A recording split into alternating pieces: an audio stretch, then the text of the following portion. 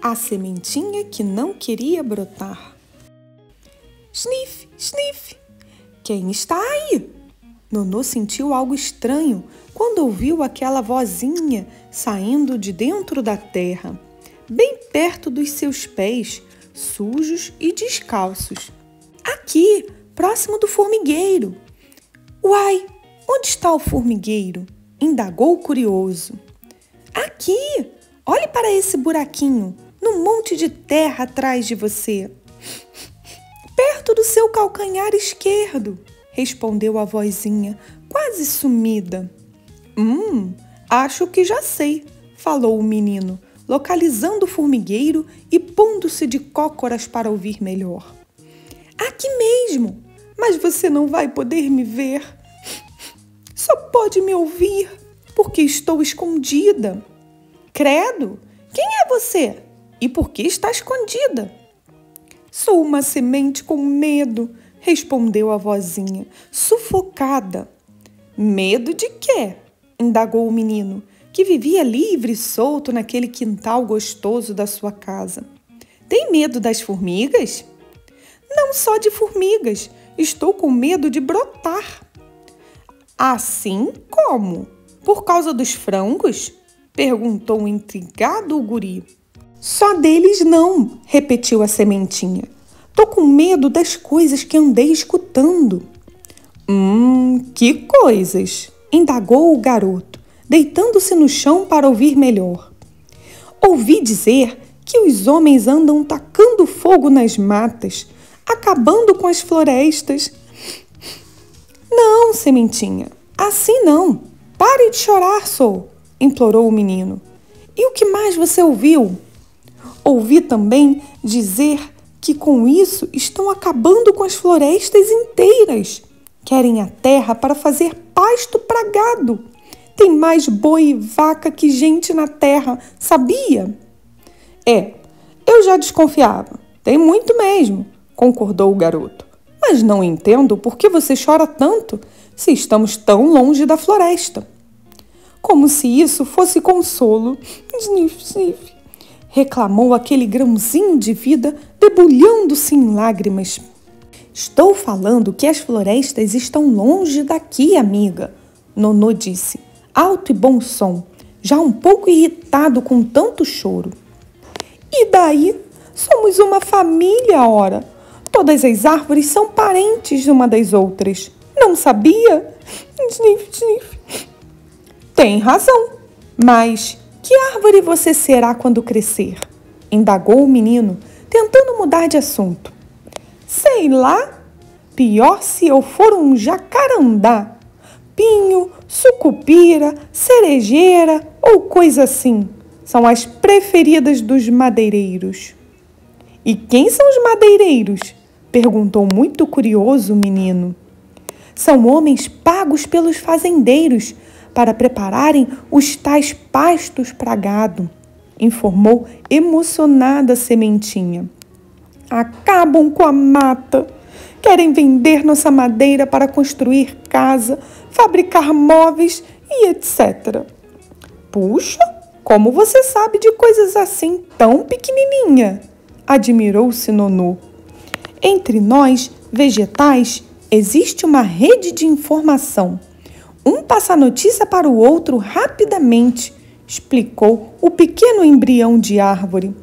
Ainda temos as borboletas e outros insetos, como besouros e abelhas, que nos trazem notícias.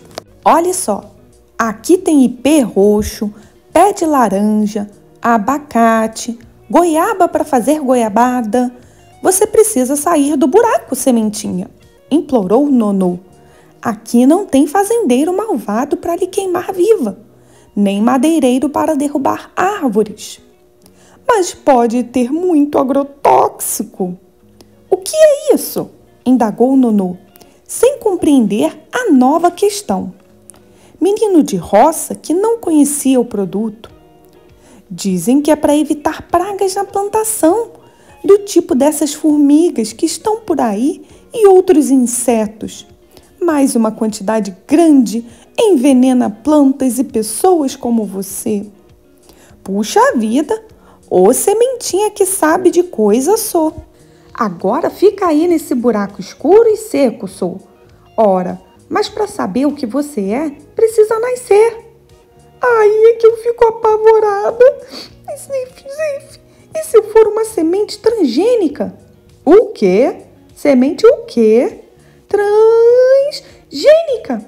Uma semente que não é nativa, mas que foi transformada. A que parece, mas não é verdadeira. Nossa, tem cada uma. E daí o que acontece? Um vexame, amiguinho. Essas sementes contaminam outras não transgênicas que são nativas, as que a natureza fabricou. E aquelas que nasceram aqui, sem agro quê? Agrotóxico, menino. E, continuando, falo de árvores frutíferas. O homem precisa se alimentar, mas e se eu não for uma delas? Indagou-se preocupada. Se bem que ouvi falar que mesmo essas árvores que alimentam o homem e os animais estão sendo destruídas. De onde você veio? Perguntou o garoto, mudando de assunto. Sei lá, escorreguei do bico de um pombo malhado, falou a sementinha, tentando recordar sua origem. Mas não lembro onde ela me apanhou. Só sei que viajei muito. Puxa, a coisa é séria mesmo, concordou o garoto. E como acontece isso? No momento da polinização, as abelhas, borboletas e outros insetos passam, sem querer, o mel de uma para as outras. Aí acontece o pior. As sementes nativas viram transgênicas também. Deve ser muito triste ser essa tal de transgênica mesmo, concordou o menino. Pois é, aqui é um pouco claro e seco, tem tudo para não me fazer brotar. Melhor assim, estou com muito medo. Nonô coçou a cabeça. Como iria convencer sua nova amiga que é bom nascer? Como fazê-la perder o medo de viver fora da terra? Será que existiam outras sementes medrosas como aquela? Um silêncio grande se fez ali naquele instante. Mas a cabecinha de Nonô pensava mais depressa que as formigas no entra e sai do formigueiro. O que seria realmente a sua amiga? Seria um jequitibá ou uma mangueira? Seria uma plantinha que nem chegaria a ser árvore? E se fosse a tal da transgênica mesmo? Quem seria ela? Passou tudo isso por sua cabeça. A sementinha quebrou o silêncio. Acho melhor você desistir de me convencer a nascer. Continuo apavorada. Nunca! Você pode ser de qualquer jeito, mas não vou abandonar você, amiga. Pense bem, amigo, como vou me apresentar diante do Criador se por um acaso for modificada? E o projeto dele a meu respeito, argumentou, e começou a chorar. Sniff, sniff. Mesmo não entendendo bem o que a sementinha queria dizer com aquilo, seu coraçãozinho se encheu de compaixão por ela. Olhou em direção ao buraquinho onde sua nova amiguinha estava e então lágrimas começaram a cair dos seus olhos negros, dando início à irrigação da terra seca que acolhia a semente. Você está me molhando toda, Nonô, reclamou o grãozinho, cheio de vida. Assim não vou suportar, assim eu vou arrebentar. E depois de algum silêncio, falou consigo mesma. Não pensei que tivesse alguém que se importasse tanto comigo. E todo o corpinho da semente começou a pulsar com muita força. Sentiu que estava arrebentando de tanto amor e gratidão por aquele menino que se fez seu amigo. Mas ficou quieta, ali, sentindo a dor da transformação, a dor do nascimento. Seu espírito encheu-se de coragem. Nonô não percebeu o que aconteceu. Correu para casa, limpando as lágrimas com as costas das mãos sujinhas. Antes, marcou o buraquinho da semente com pedrinhas brancas em círculo, para não perder de vista a morada da sua amiguinha. Voltaria no dia seguinte, mas dentro dele a esperança estava acordada. Haveria de convencer a sementinha a cumprir o seu destino. Choveu muito nos dias seguintes. Com certeza, por causa disso, Nonô andou sumido do quintal. Quando a chuva parou, ele correu para o quintal. Queria ver se o buraquinho perto do formigueiro havia sumido com o peso da água, que tanto caiu do céu como uma bênção. Até as pedrinhas brancas não estavam mais lá. Todo indício da existência do grãozinho sementinha havia desaparecido. Agora mesmo que, com tanta lama, ela desistiu de nascer, pensou com tristeza e voltou para casa cabisbaixo. Depois de algum tempo, o pai de Nonô mudou-se com a família para a cidade mais próxima. Alguns anos se passaram. Numa primavera, onde tudo é mágico e muito bonito, Nonô foi visitar o velho sítio e rever sua antiga casa, que parecia abandonada. Era agora um jovem alto, forte, com muito brilho no olhar. Tudo ali abraçava suas lembranças. Desenterrou um soldadinho de chumbo, um pedaço colorido de algum brinquedo do qual não se lembrava mais.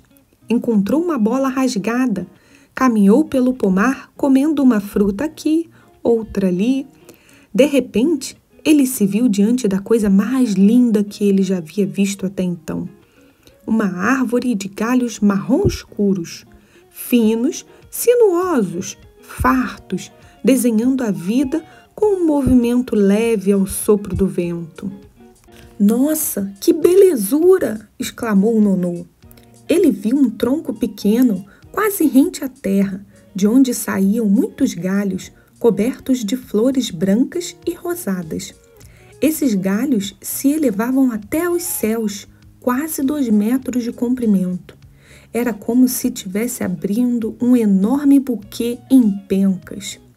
Cada flor com 5 pétalas e um pistilho rosa, tendo a extremidade revestida de amarelo, pontuando a beleza das flores. "Não me recordo de meu pai ter plantado semente desta árvore", pensou, fazendo um esforço para identificar aquele milagre florido. Ficou ali como bobo, olhando sem acreditar no que via. "Mas como você veio parar aqui?", falou em voz alta, sem esperar uma resposta. Então, ouviu uma vozinha inconfundível. "Escorreguei pelo bico de um pombo malhado." "Sementinha, é você? Então resolveu brotar?", indagou emocionado. "Suas lágrimas foram orvalho e me fizeram brotar. Depois descobri que você me acolheria de qualquer jeito. Fosse como eu fosse, viesse como viesse." Naquele momento, ela estava recebendo a visita de pequenos besouros ao sol, resplandecendo o verde do corpinho como esmeralda viva. Nonô estava emocionado. "Amor é como o sol, minha amiga."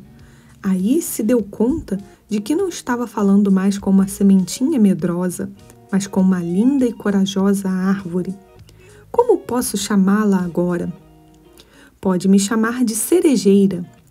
Não tem importância de onde vim. Daqui a um tempo, estas flores se transformarão em cerejas e você provará do meu fruto. Esta é a recompensa que as árvores dão para quem as ama. Aprendi que enquanto há terra, haverá flores, árvores, meu amigo. Senão todos morrem." "Cerejeira!", exclamou ele, deslumbrado.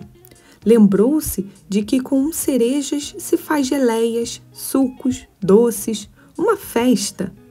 "E quem já não viu aquela que enfeita os sorvetes?", indagou a si mesmo o agora rapazinho que se chamava Antenor.